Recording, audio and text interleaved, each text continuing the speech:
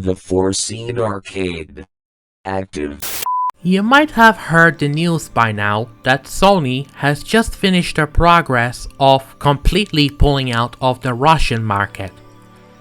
And given the country's recent, incidents, to put it lightly, who could blame them? Even PayPal had pulled out of that market, believe it or not. But once upon a time, PlayStation did have a somewhat decent presence in Russia. In fact, the country even had a blessing from Sony to create their own official magazine. While it didn't last as long as the more popular UK magazine, it did enjoy a run from 1998 to its final issue in 2002. But while doing the research needed for this episode of Worst Rated Games, I stumbled upon two major problems. First was the fact that the reviews from the first few issues didn't have a proper scoring system until a bit later. And even then, I couldn't find any game from the issues in 1998 to get a score of 1 or 2 out of 5. As such, I had to skip that year, and the games you'll be seeing here were released between 1999 and 2002, which were using the traditional 10 out of 10 rating. The other major problem was, obviously, the language barrier. As you can imagine, I don't speak Russian. I don't speak German either, but I wouldn't want to read it in broken English. So I had to ask my Russian friend Dimitron Helgo on DeviantArt to lend me a helping hand with translating the reviews. And he did a darn good job, so I would like to give a big shout out to him for the translations. All in all, I was able to find 14 games, 11 of which all share the minimum criteria of 4.0 out of 10. So, grab a nice warm bowl of borscht, because this episode of Worst Rated Games is going to take a look at official PlayStation Russia. We begin this episode of Worst Rated Games with Test Drive 5, developed by the Pitbull Syndicate and released in 1998 by Accolade. Of course, this is not the first time Test Drive appeared on the Worst Rated Games series, since it did get a beating on both Station and the PlayStation half of the PlayStation Plus two-parter. In a similar situation where Test Drive 6 was distributed by Cryo Interactive for PAL regions, Test Drive 5 had seen PAL distribution by Electronic Arts, who also brought Test Drive Off-Road 2 for the European audience as Test Drive 4x4. Test Drive 5 was given a Russian review on issue 11, and while I don't know who was the reviewer, it did start off by saying that the series had been regularly updating and improving, successfully existing for a whole decade since its debut on home computers in the late 80s. While they did admit that the predecessor, Test Drive 4, wasn't destined to become a super hit, it was very good and enjoyed quite a bit of popularity, to the point it was given a Greatest Hits release in North America. Naturally, it could not help but give the bigwigs at Accolade the idea of releasing the 5th game in the series. After almost a year of development over at the Pitbull Syndicate, the reviewer for official PlayStation Russia praised the game for its improved technology, superbly made models of the 28 included cars, the lack of slowdown, convenient and moderately sensitive controls, complete with DualShock support, the good selection of licensed music from the likes of Pitch Shifter, Gravity Kills and others, the sound design and variety of modes. The only gripe they had was that the game only had 15 tracks, not counting the secret ones, but it still got praise from them for the impressive attention to detail, even saying that the Moscow track really does look like Moscow. Test Drive 5 was given a score of 4.0 out of 10, and while the score suggests it's a bad game, the review was actually more positive than one might expect, as they called it a very good, high-quality game. According to Moby Games, the PlayStation version has an average of 74% based on 17 recorded reviews, with a majority being at a 7 or 8 mark at best. The highest score came from a Spanish outlet, Super Juegos, as they gave it a 92 out of 100 on their December 1998 issue. Its PC release, on the other hand, was a bit mixed, as it has an average of 67%, with Computer Gaming World giving its Windows version a 1.5 out of 5, while the Finland-based Pelit gave it a 90 out of 100, making it the best score review for the PC version. Within the same issue as Test Drive 5, the other game that got a 4 out of 10, despite the review being actually positive, is Actua Golf 3. The third golf game in the Actua Sports series by Gremlin Interactive. You might perhaps know the game's previous entries under their respective North American names: VR Golf 97, published by Interplay, and Fox Sports Golf 99, published by, well, Fox Interactive. Actua Golf 3, on the other hand, was only released for PAL regions in 1998, although it did recently manage to see a Steam version courtesy of Pixel Games UK. The review, whose credit is also unclear, starts off by saying that the truly eternal theme of sports haunts game developers. After all, since everything has been tried, from darts and billiards to Formula 1 and football, all that remains now is to improve and perfect the already tested themes, and Actua Golf 3 was no exception. While it does offer plenty of variants, the most interesting game mode was Drive Comp, which is a bit of a cross between golf and a shooting gallery, where you have to hit a small target with a ball in one shot. The game was praised for the multiplayer, the good graphics, though the flat trees in a 3D environment looked puzzling and the golfer looked like he hadn't slept for about a week or so, the realistic sound, and different courses, but the reviewer was not exactly fond of the commentary from Peter Alice and Alex Hay. Once again, it got a 4 out of 10 from the magazine, despite being somewhat positive, saying that even if you don't really like the game at first, perhaps after a while it will captivate you, and you'll be driving the ball to the 354th hole with gusto all day and night, and over time you'll become a real and complete golf fan.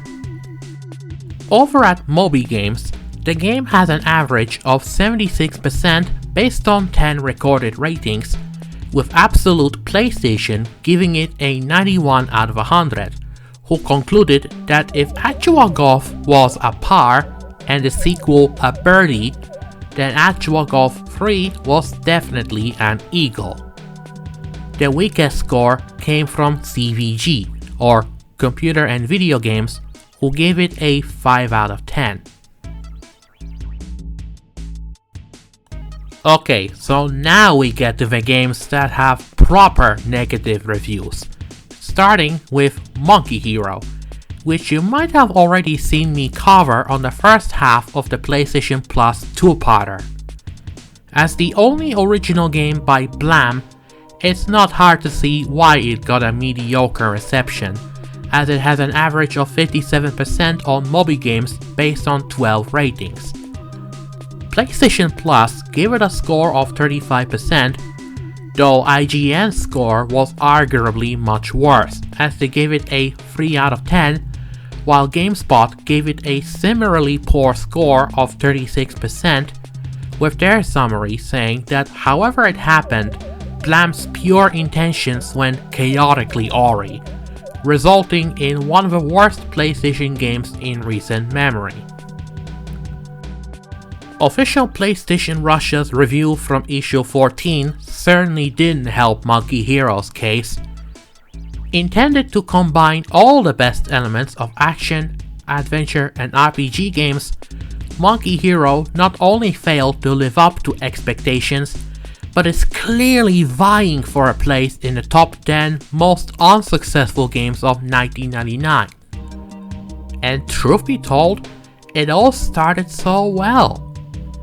A year and a half ago, when Take-Two Interactive first announced Monkey Hero, everything looked more than wonderful. An original plot based on Chinese mythology, which admittedly is not a common sight on the PlayStation 1, a colorful main character, and a rather original gameplay, so on and so forth. In general, and as usual, mountains of gold were promised, in a metaphorical sense. And what's most interesting about it is that folks believed it, despite the fact that the developer was as unknown as Blam, for which Monkey Hero was their first attempt at creating an actual game. Although it will be untrue to say that Blam is a newcomer to the video game market, as before Monkey Hero, the company had been consulting game companies on technical issues for a long time. And in the era of 16-bit consoles, it was one of the largest developers of tools for creating multiple game worlds. So basically, Monkey Hero had quite a lot of initial potential, but alas, it was not to be, as the game was criticized for the weak story, ugly worlds, gameplay being sheer torture, dumb puzzles, poorly designed enemies, bad level design, ugly animated sprites, falling polygons, and a dumb camera.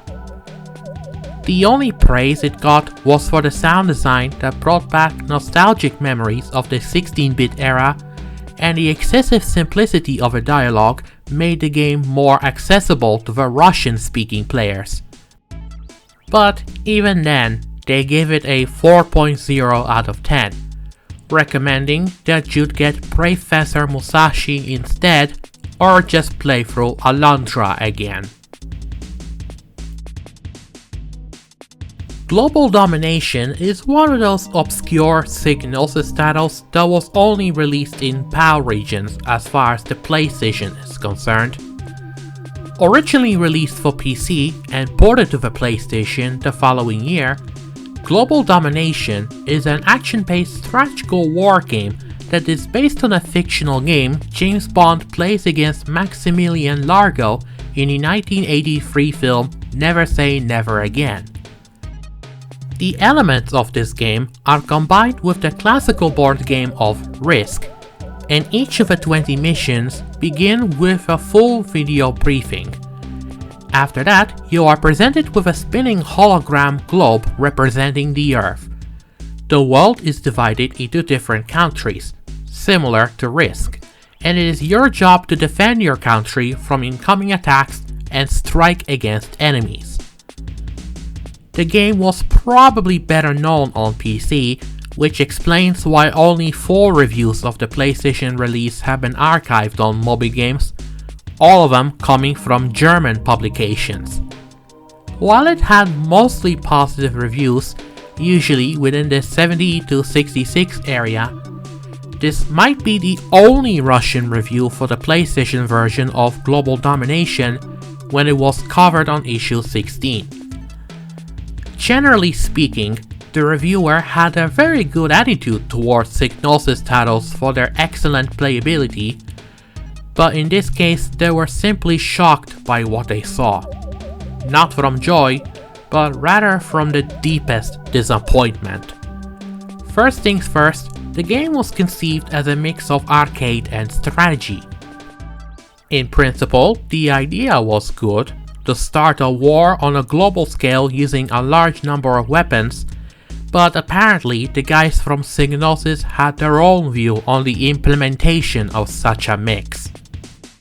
According to the game's plot, you become one of the officers of an organization for the elimination of international conflicts by force. You are given control over the military resources of various countries. The command sets tasks for you and you carry them out. It would seem that what could be simpler than following the instructions of the authorities, but no, your authorities seem to be made up of complete perverts who, in a general chaos, are trying to develop political solutions to the problem.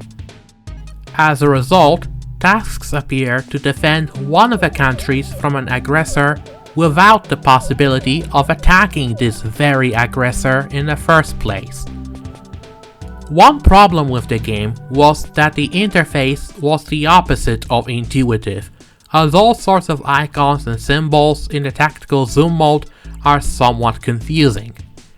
And yes, that mode is considered the most important, since it's the only way you can select precise targets for offensive weapons. And since time doesn't actually stop in tactical mode, this is not a pretty sight when your territory is being mercilessly watered with missiles while you're trying to choose the right target from a large number of symbols. Combine that with the opponent AI being practically non-existent, the very specific process to destroy an enemy, and the repetitive sound, and you got yourself a lousy strategy game on console. In fact, Global Domination shares a lot in common with 989 Studios' Twisted Metal 3, as they were both created by Sony subsidiaries, had simply catastrophic problems with the gameplay, and were not released outside their homeland, and in vain. Needless to say, Global Domination got a score of 4.0 out of 10, with the gameplay part having a painful rating of 2. Another Psygnosis game on this episode, this time in form of another repeat from the PlayStation Plus two-parter. As you might already know, Attack of a Saucerman was given a score of 27% by that publication. It's safe to say that this game never had a chance to begin with, since the average score on Moby Games is at a 39% based on 7 ratings. CVG and Fun Generation both gave it a 2 out of 10, while JuVideo.com gave it an absolutely scathing 3 out of 20. Its PC version didn't fare any better either, as PC Gamer gave it a 29 out of 100, while a fellow Russian critic, Absolute Games, gave it a 30 out of 100. On the very same issue as Global Domination, the review begins with a recap of the game's main plot, and right away they warned the reader that despite the cute plot that's full of light humor, the game turned out to be rather dull and boring thanks to the unforgivably weak enemy AI, excessively inertial, slow and unresponsive controls, the old-fashioned and primitive graphics, very mediocre level design, and poor sprite models of the characters. When you put it all together, you end up with a very mediocre work, worthy of attention only for the most ardent fans of a genre. With a score of 4.0 out of 10, it was just another half-baked effort from Psygnosis. Developed and published by Konami, Kensei Sacred Fist, known in Japan as Boogie, is a 3D fighting game that is pretty similar in the style of Namco's Tekken or Tecmo's Dead or Alive. 4 buttons are used to control the fighters, 1 for punches, 1 for kicks, 1 for grappling moves, and 1 for blocking. Combinations and special attacks can be performed by pressing the punch, kick, and directional buttons in various combinations. Defensive moves include blocks, sidesteps, as well as counterattacks. Over at Moby Games, the game has an average score of 60% based on 16 ratings, with the biggest score coming from Das Officielle PlayStation Magazine, also known as Play Fun Magazine, who gave it a 1.9 out of 6, which translates to 82%. The highest score from an English-speaking critic came from an old, defunct website, intensepsx.com, who gave its Japanese version an 8 out of 10 as part of an import review. The only two negative reviews in English were from GameSpot and CVG, giving it a 4.7 out of 10 and 2 out of 5 respectively. But what does official PlayStation Russia think of Kensei Sacred Fist? Judging by the way it opened the review, it doesn't sound like they were feeling enthusiastic about covering this one. To begin with, the reviewer wrote that Konami apparently took and copied all the heroes of its new fighter from the characters of such popular games like Tekken and Virtua Fighter. It copied them rather ineptly, and in-game they look like parody versions of their brothers and sisters from the aforementioned fighters. And then Konami gave them movements and fighting styles that looked similar to its inspiration.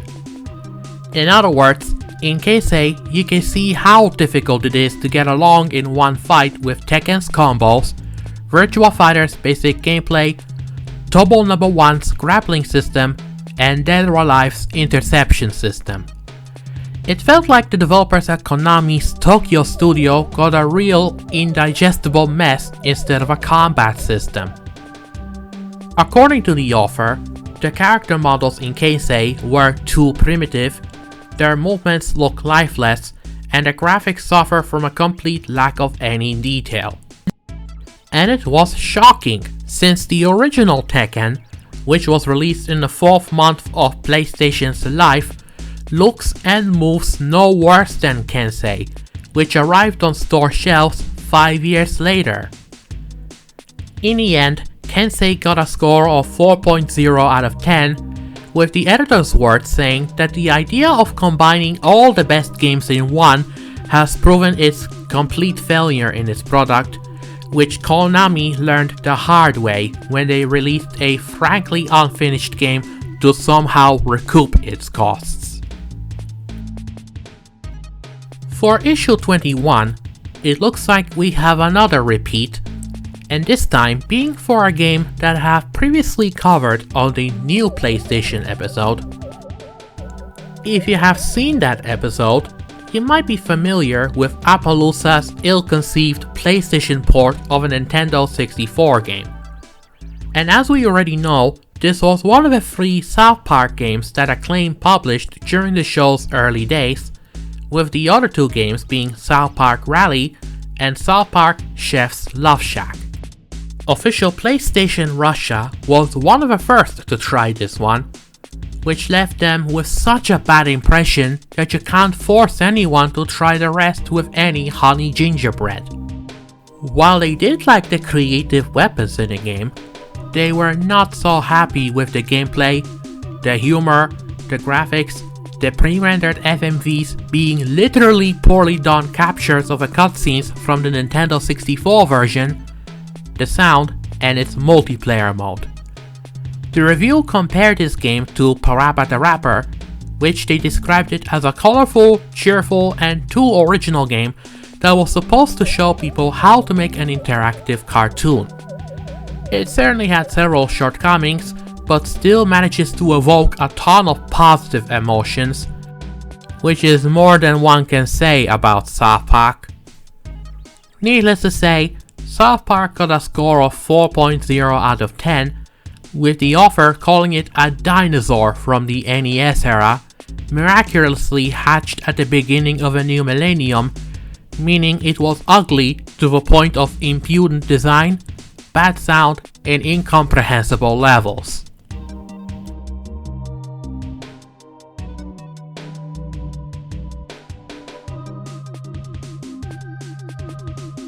Ever had one of those days? You're just born as a clone inside a space station, and the next thing you know, drones give you clothes, apply a tattoo on your head, get your mind back on track, stick your butt on a dropship with another clone, and send you to a hostile planet. In other words,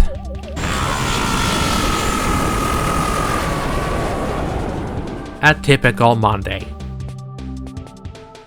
Initially released in 1999 for PC and Dreamcast, Millennium Soldier Expendable was developed by Rage Software and published by Infogrames. Ported to the PlayStation the following year, chances are you might have played a demo of this run-and-gun shooter on a disc included with the issue 52 of the official UK PlayStation magazine.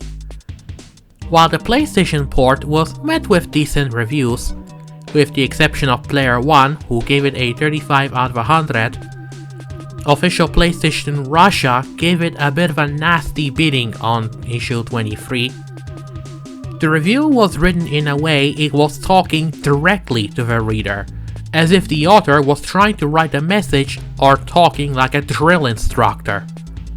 From what I can tell, the author criticized the game for the weak graphics, since it sounded like Rage Software designed Expendable for PC and Dreamcast in mind, its boring gameplay, mediocre music, and the fact that the PlayStation port felt more like a cash grab.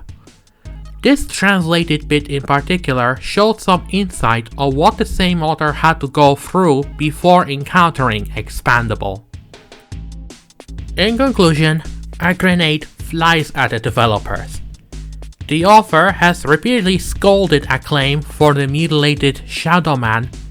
He was convulsing over Ready to Rumble, crying bitter tears over the shameless attempts of dishonest businessmen to squeeze the last pennies out of a poor player who so wants to taste the joys of all these beautiful and tempting projects. They are shoving an engine from a Fiat into him in a beautiful BMW shell, which, although it carries, does it so poorly. Poor guy puffs, trembles, and curses himself with every fiber of his being, along with the driver for having bought into it. But all he had to do was read this issue of a magazine. What a disgrace. Needless to say, it wound up with a score of 4.0 out of 10, with the editor's word stating that Expendable is a great example of why you should never trust screenshots and promises of developers.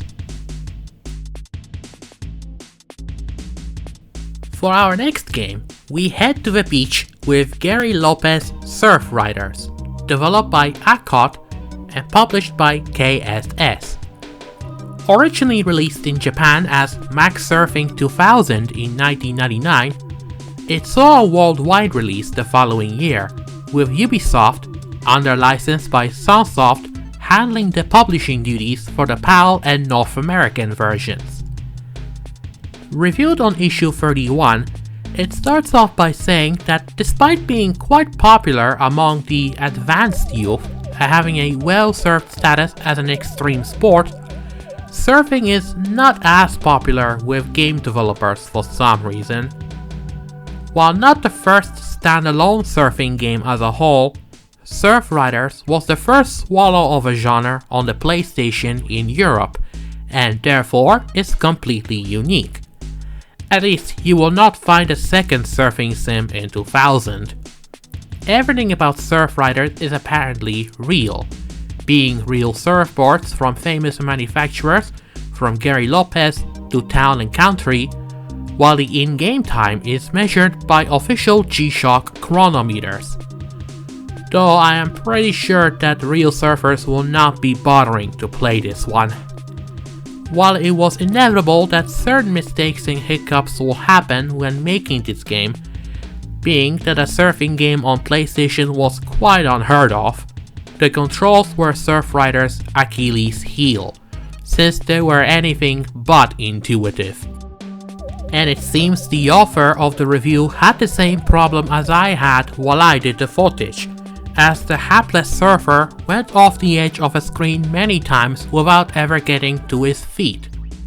Although the main objective is pretty simple, as you have to earn points by simply doing stunts or by how long you stayed on a board, Surf Riders looked very old-fashioned for a game released in 2000, as the water had no transparency effect, the models barely looking like the athletes that were licensed from the Association of Professional Surfers, and the levels looking samey, with only differences being the time of day and the background picture change. The only other positive was the wonderful soundtrack, being surf rock performed by the Aquaman, Polo de Mar, and Lost Straitjackets. But then again, the author gave it a 4.0 out of 10, saying that it's a good and very original CD in your music collection, but as something else, Surf Riders does not deserve your attention. Bummer, dude. While we're on the topic of Ubisoft published games, our next game is Batman Gotham City Racer, released in 2001. Developed by Sinister Games, the same studio as that Dukes of Hazzard game in the PlayStation Plus two-parter, you take control of either Batman, Nightwing, or Batgirl as you race across the streets of Gotham City in a Batmobile and other vehicles, running the assorted villains from Batman's rogues gallery off the road. And since it's based specifically on the Batman animated series, it also includes clips from the show, complete with subtitles for your convenience. According to the review on issue 42 by author Alexander Sherbakov, Batman Gotham City Racer belongs in a class of games that can be criticized before they even hit store shelves. After all, with the exception of a 5.5 out of 10 review by the Spanish outlet Merit Station, none of the critic reviews were positive, with PSX Nation giving it a 38 out of 100, while NowGamer gave it a jaw-droppingly low score of 0.9 out of 10. And yet, the author had to admit that this hopeless game had something that personally attached him to it, which was such a banal thing as screenshots. The screenshots he looked at before his review copy fell into his hands were, frankly, pleasing to the eye. Alexander really likes the cel-shaded graphic design in style of Jet Set Radio, and while it had been widely replicated and lost much of its freshness as a result, it still arouses interest. Batman Gotham City Racing was executed in exactly this fashionable style, and on the screenshots, it looked simply stunning. But now that Alexander moderated his curiosity, he gave this monster some hefty verbal slaps. The aforementioned graphics are terrifying when in motion, the level design is wretched, most of the objects you encounter are simply awful, or was it objectives? And the appearance of your vehicle, especially the Batmobile, is capable of causing gag reflexes even in harmless freaks from some Traveler's Tales titles. The only thing that looks more or less decent in a game are the clips from the animated series I mentioned earlier. The gameplay of Gotham City Racer is somewhere between Driver and World's Scariest Police Chases, yet Sinister Games succeeded with great difficulty when trying to make a game that even resembles Driver. Besides the lack of variety, the scariest thing about this Ubisoft published thingamajig, oddly enough, weren't the graphics or even the worn out and zero quality gameplay in terms of development, but rather the main blow to the user is dealt with the physical model and control.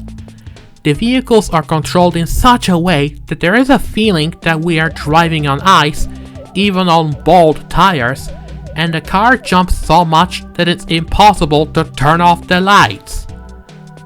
Alexander gave Gotham City Racer a score of 4.0 out of 10, writing that everything in the game is disgusting, except for the animation inserts that were cut from the animated series, while the editor's note pointed out that the world community has never given this game anything higher than a 3 rating.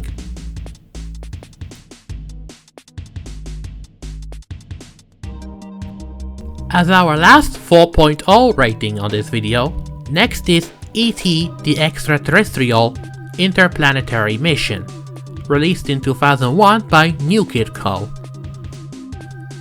Known in its PAL release as E.T. the Extra-Terrestrial the 20th Anniversary, it was the first game to be developed by Santa Cruz Games, who also developed the DS versions of Tomb Raider Underworld and Superman Returns, 101 Dalmatians 2 Patch's London Adventure for the PlayStation, and Godzilla Unleashed Double Smash for the Nintendo DS.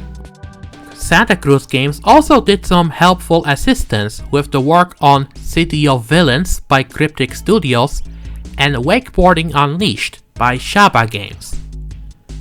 Taking place after the events of the classic Steven Spielberg film, E.T., finally having left Earth, has been tasked with retrieving rare species of plants across 5 planets. E.T. has several abilities to help him out, including healing, which can restore life to plants, telekinesis, which can move inaccessible objects, and heartstun, which can knock out enemies.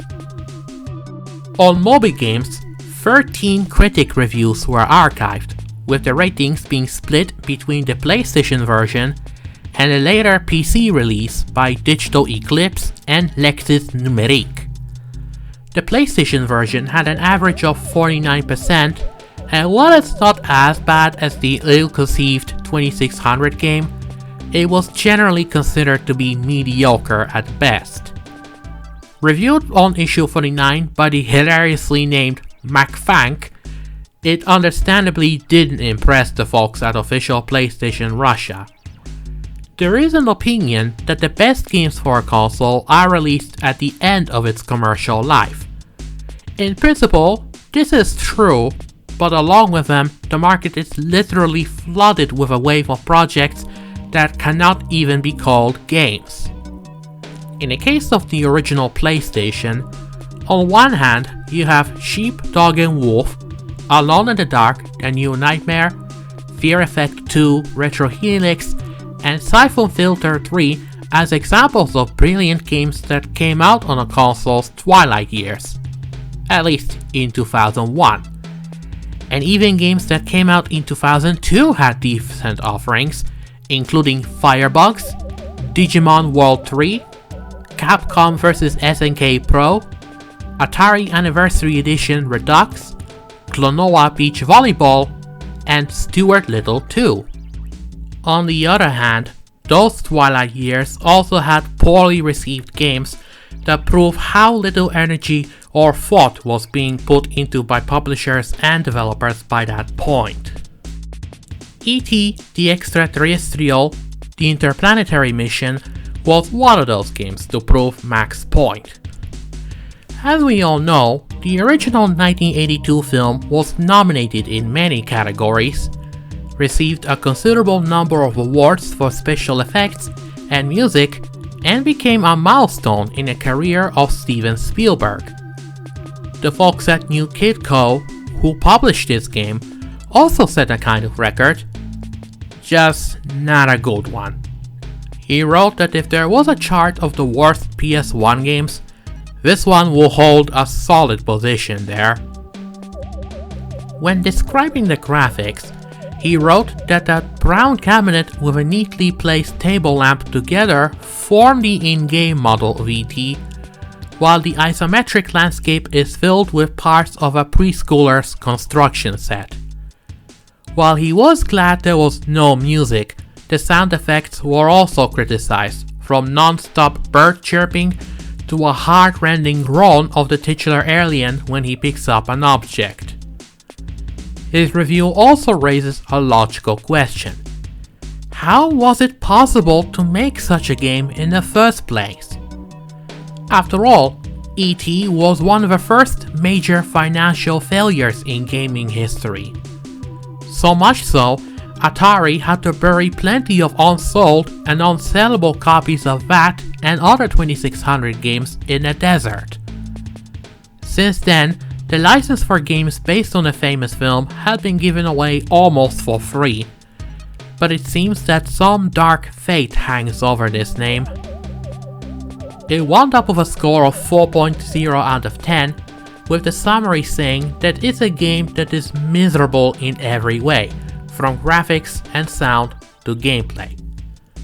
According to the editor's note, it seems that E.T. really has no luck in the gaming world. It's hard to understand how such games can be made in the 21st century, but maybe it's really fate.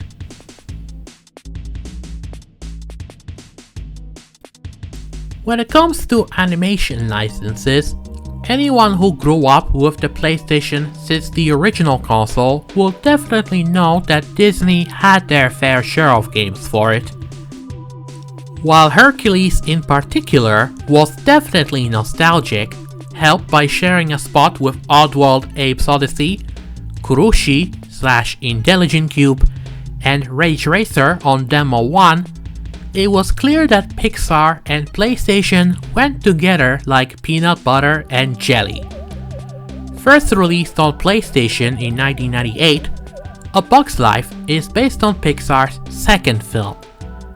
Developed by Traveler's Tales, you must guide Flick as he sets out to find a group of warrior insects to help his colony of ants to fight off the hungry grasshoppers. Although this was not the first time Traveler's Tales made a game based on a Pixar film, it was the first to be released on PlayStation. And as a bit of trivia to Pixar fans, Roddy McDowall reprised his role as Mr. Soil for the game's training level, and it was one of his final works before he passed away in the same year as the film and game. I learned a long time ago that the ant's most basic line of defense is your berry throw. Heave a few around by hitting your throw button. Go on, my boy, give it a go.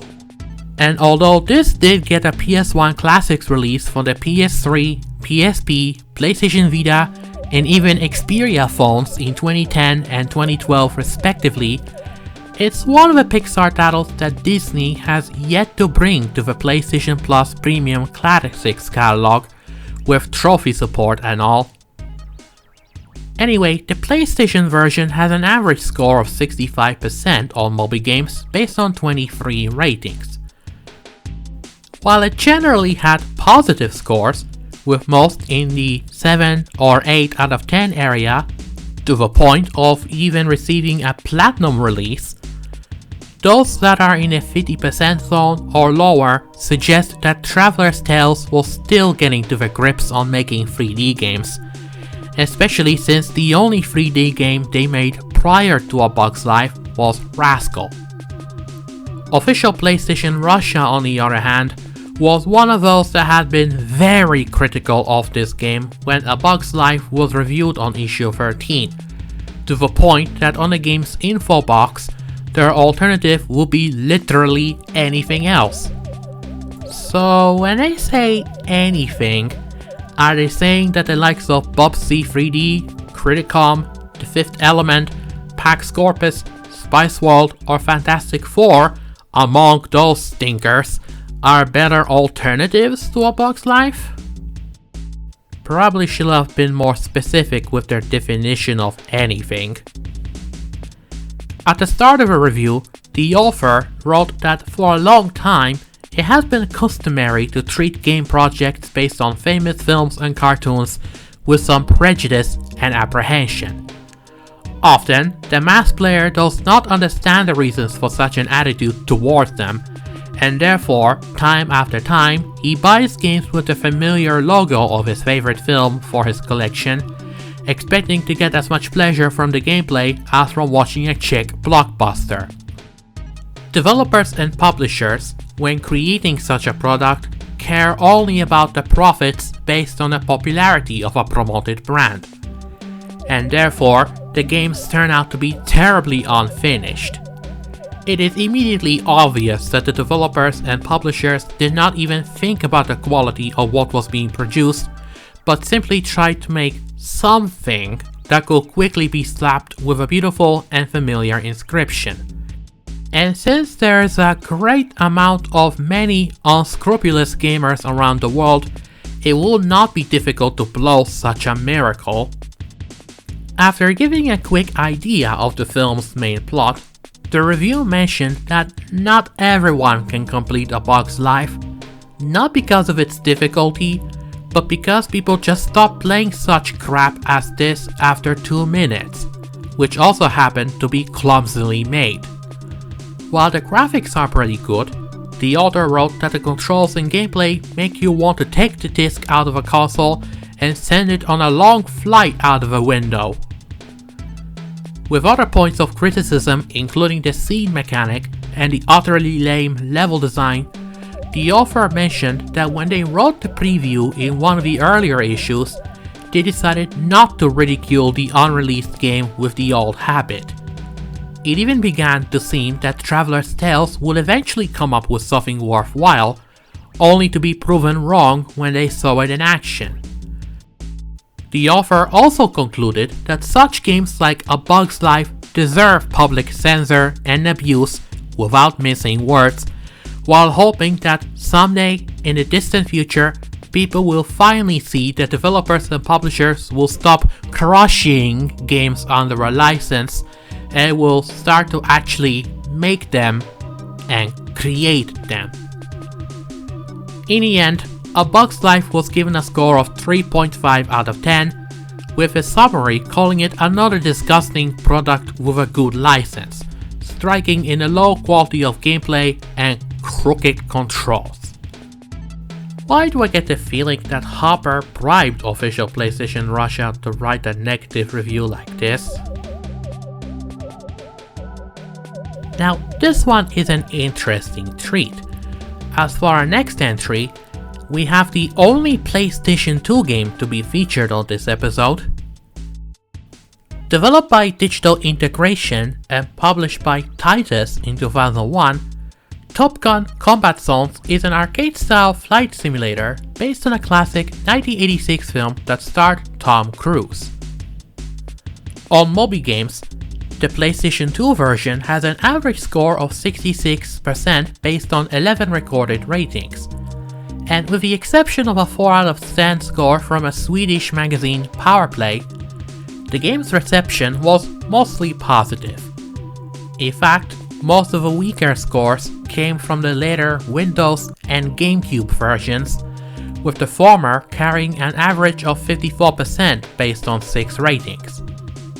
Still, for a company that gave us Superman 64, this one fared a lot better in comparison to some of their later releases in the early 2000s. Reviewed on issue 52, making this the last review on this episode chronologically, the author, whose name I am unable to pronounce, was annoyed at the fact that consoles even have flight simulators. After all, if you want to fly real planes, go to a flying club.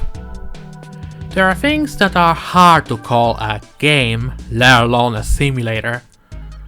Right off the bat, the author pointed out that Top Gun Combat Zones has nothing in common with the film itself, in spite of the game taking place in the US Air Force Academy of the same name. As far as the graphics go, the detailing of the landscapes is very primitive, with all objects consisting of simple cubic shapes, while the textures of a ground surface are very monotonous and have such a low resolution that they are smeared beyond recognition up close. Textures of other objects weren't any better, as the developers at Digital Interaction must have used clearly outdated solutions for effects. All in all, the game wound up with a score of 3.5 out of 10, with the only plus being that this game is about airplanes, while the cons were outdated graphics, poor textures and effects, disgusting physics, no sense of flight, and monotonous missions. The editor also added a note that they tried to start playing Top Gun Combat Zones several times, but didn't find anything for the dull pictures and the most boring gameplay, thus calling it a failure on all accounts. And to finish up this episode, we now look at another Ubisoft published game, which happens to be another Batman license. It was also one of the only 2 games that have playable demos on Eurodemo 69, the other game being Muppet Monster Adventure. Based on the animated movie of the same name, Batman Beyond: Return of the Joker, developed by Kemco, is a 3D beat-em-up in a similar vein as Streets of Rage, Iron Commando, Gourmet Warriors, and Water Margin. Released in 2000 for PlayStation and Nintendo 64, this was often considered to be one of the worst games ever made for the latter console, with Game Revolution giving it a score of 0%, saying that while Batman Beyond doesn't quite sink to Superman 64's level of crappy comic cartridges, it does damn close. The lowest score for the PS1 version came from Game Informer, who gave it a 0.5 out of 10, calling it the most atrocious release of 2000, suggesting that whoever made the decision to release this game must have been blind. And just to give you an idea how terrible this game truly was, it makes the aforementioned Superman 64 look somewhat decent. And then there's official PlayStation Russia, who definitely opened a can of verbal whoop-ass towards its PAL release on issue 53, where it was known as Batman of the Future: Return of the Joker. The review starts by saying that game developers love Batman no less than mere mortals, and are always ready to make new attempts to create a decent game with his participation. Of all the creations that have the word Batman in their title, 2 or 3 can be called successful. Everything else is either consumer goods or games designed specifically for fans. And the reason why is because apparently the developers believe that the project is guaranteed success only because it is Batman. Frankly, there wasn't much to work with since it was a simple beat-em up, but the review did mention that it was an outright hack job on Kemco's part, with the baffling character models, the need of weapons being unclear, the fights looking depressing, the monotonous music, weak sound design, and the fact that the game doesn't even provide the ability to save your progress. And for a game released in 2000, no less. It was unclear what Kemco were counting on when creating Batman of the Future, or if they really thought anyone would like the game. Most likely the game's budget was so ridiculous that even a profit from a couple of sold discs can cover all costs. Batman of the Future, or Batman Beyond, whatever you call it, was given the lowest score from official PlayStation Russia, with a score of 2.8 out of 10, suggesting you'd stay away from this game even if you are a die-hard Batman fan, while the editor's word says that this was reminiscent of the same terrible games that came out during the twilight of the Mega Drive and Super Nintendo.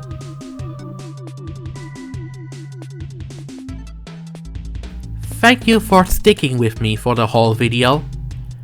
This is the first time I did an episode focusing on a non-English magazine, and I would love to explore other regional publications of future episodes, as long as there's anyone willing to help with the translations, without having to rely on Google or whatever generative AI nonsense you're thinking of. Of all the games in this video, do you agree with any of the old reviews? Or do you feel like official PlayStation Russia was too harsh on a particular game? As always, feel free to give me your thoughts in the comments. I hope to see you next time on the Foreseen Arcade.